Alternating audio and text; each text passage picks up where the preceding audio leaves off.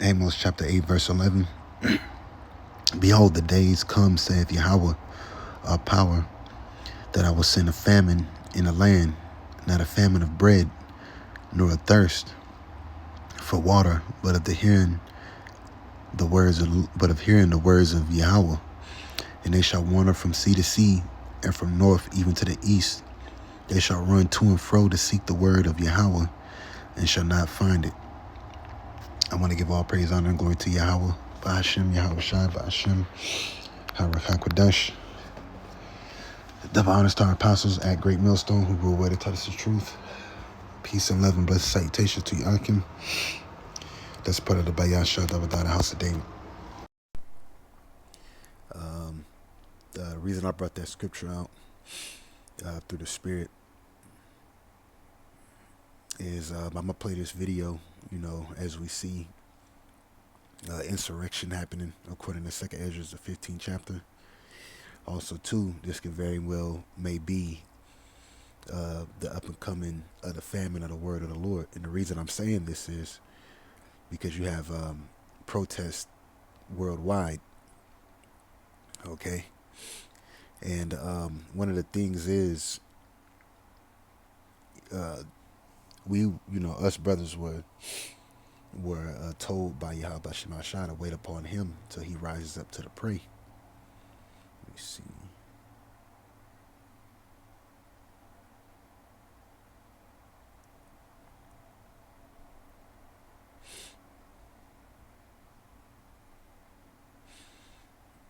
Yeah, Zephaniah 3 and 8.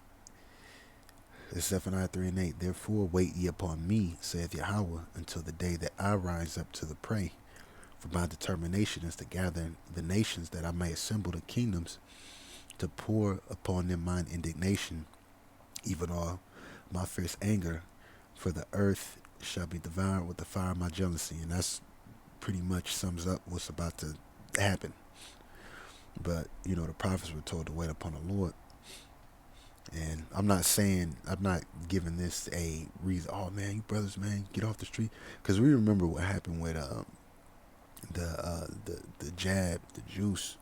We had to basically locate ourselves somewhere else, but we were still up teaching, okay, through the tube, through YouTube.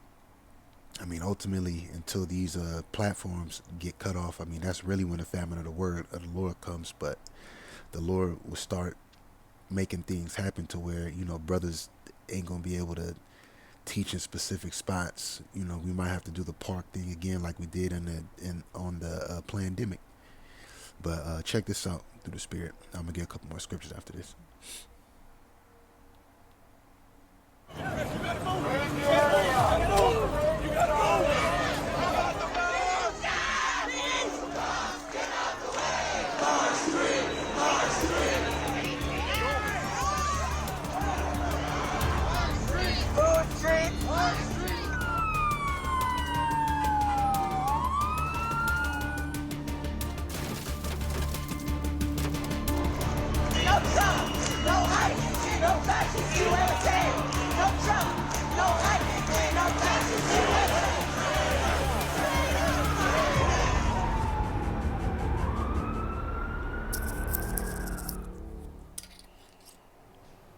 It's day 6 of the riots in Los Angeles. The city resembles a fortress right now. You've got riot cops on the streets, National Guard outside federal buildings, and U.S. Marines on standby. And that is another reason why I said famine of the word of the Lord is coming.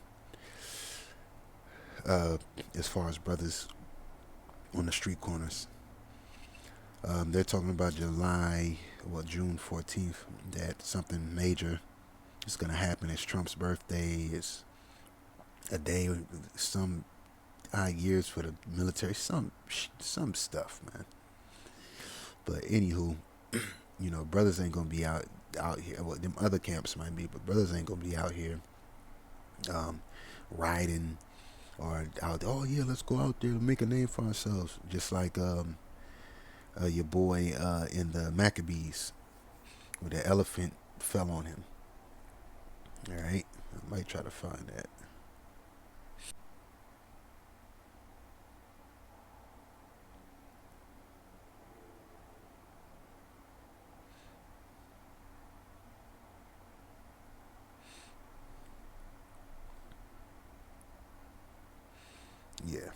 here it is. Maccabees 6th chapter. 6:46.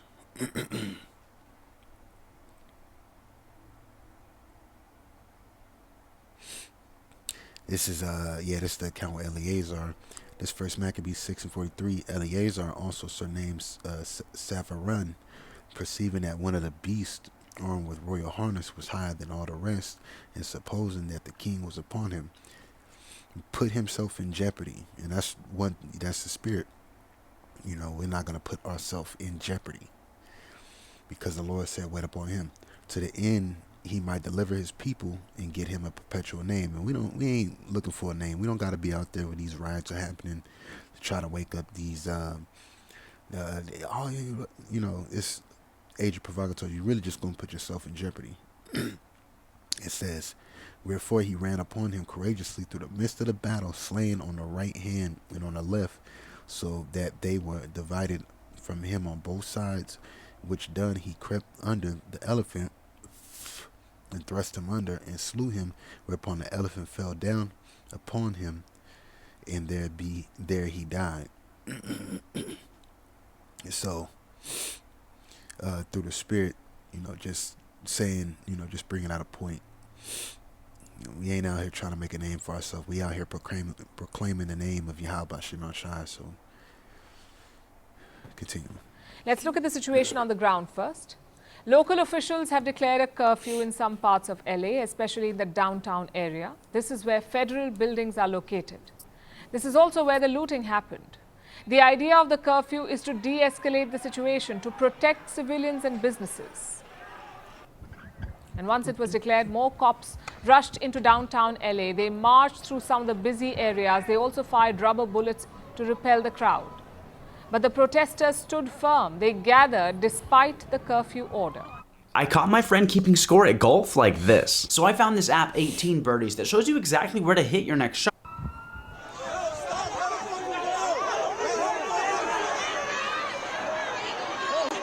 And these are all staged. These aren't protests that people one day they woke up and let's go out and put no.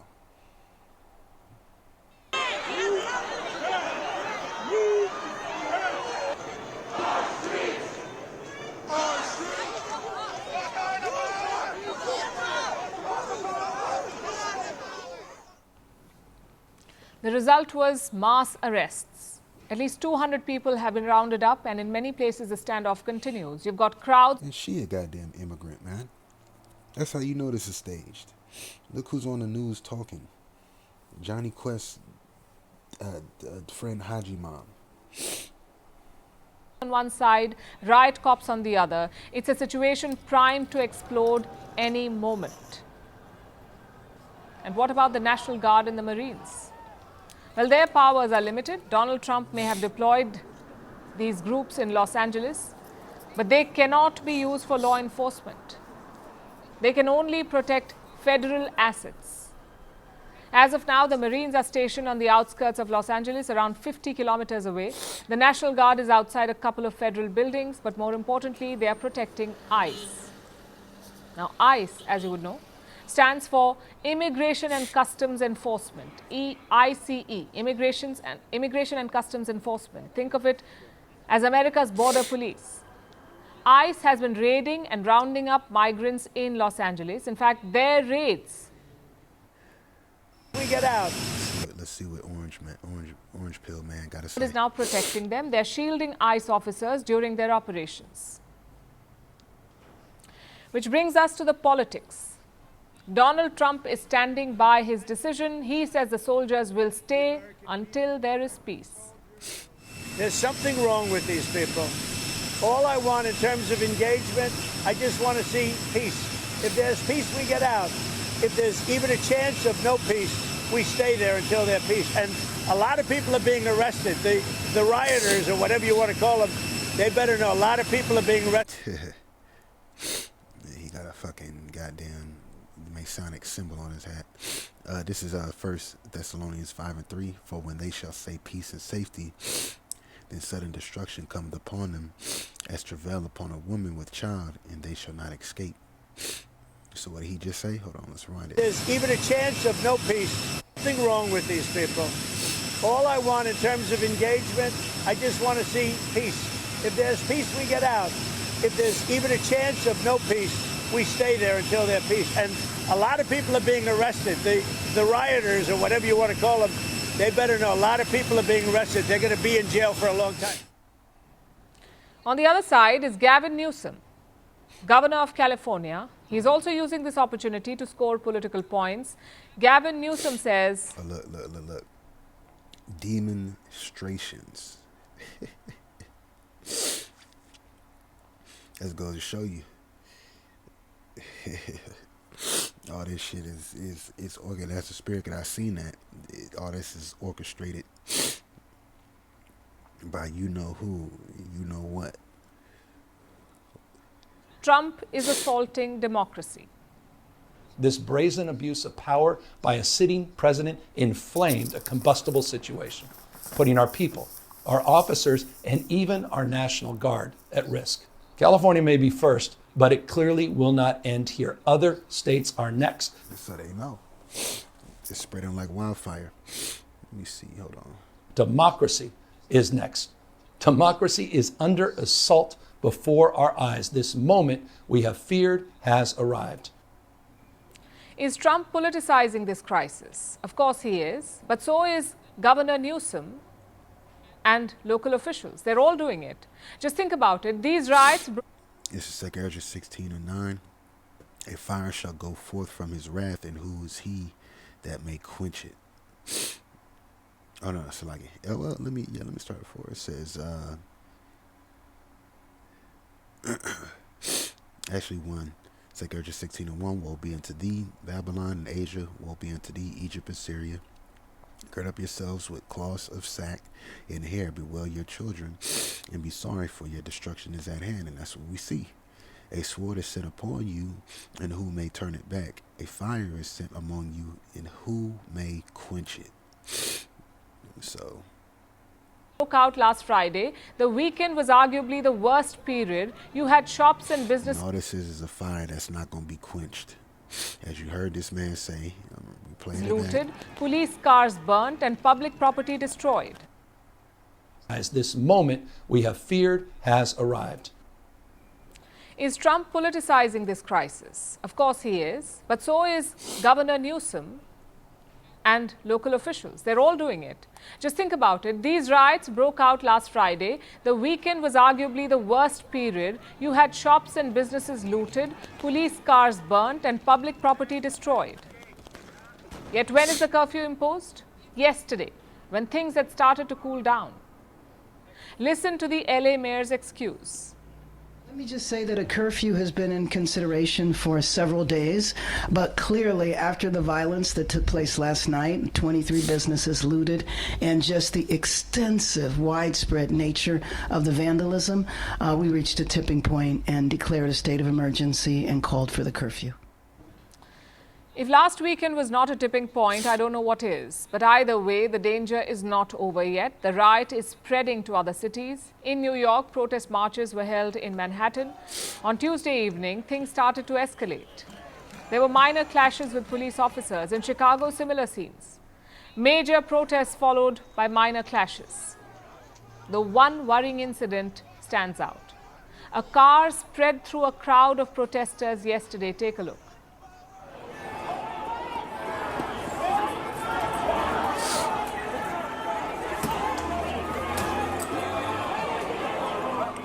So this is worldwide. That's how we know.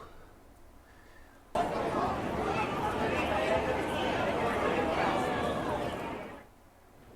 that could have ended very differently.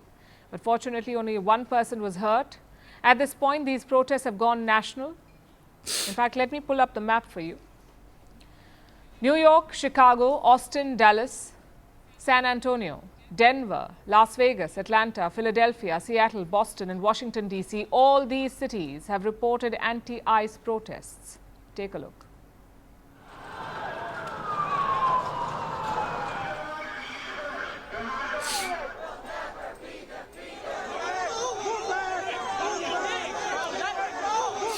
Second Ezra chapter 16. Verse 70, for there shall be in every place and in the next cities a great insurrection upon those that fear the Lord. They shall be like madmen, sparing none, but still spoiling and destroying those that fear Yahawah. For they shall waste and take away their goods and cast them out of their houses. And we ain't even got to this point yet, but oh, it's coming. It's definitely coming. That's for sure.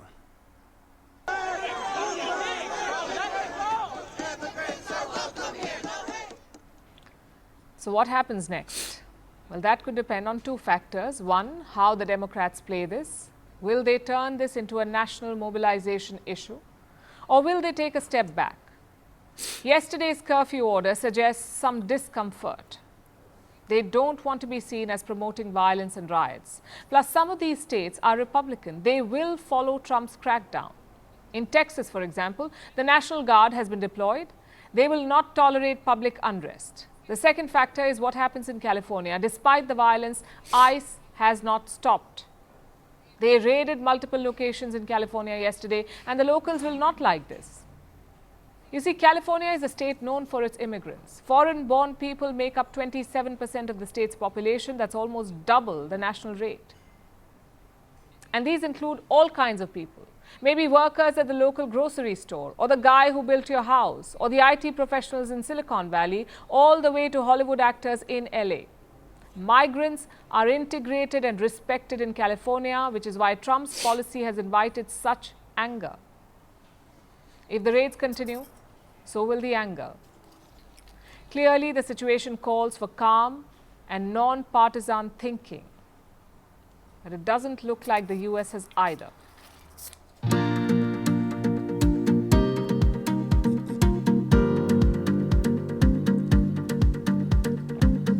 French, Le FMI, comme German, Geschäftsführenden Oh, there you got it. The last scripture, 2 Ezra 15 and 15. You know what? 14. Woe to the world and them that dwell therein. For the sword and their destruction draweth nigh, and when people shall stand up and fight against another, and swords in their hands. For there shall be sedition among men, and invading one another, they shall not regard their kings nor princes, and of course of their actions shall stand in their power. So, this is what basically we're seeing. But like I said, starting off with this, the famine of the word of the Lord, could definitely be upon us. I mean, this is major prophecy coming to pass. This is major things happening through the Spirit, and then all we need after this, Lord willing, that see it come soon. Shalom.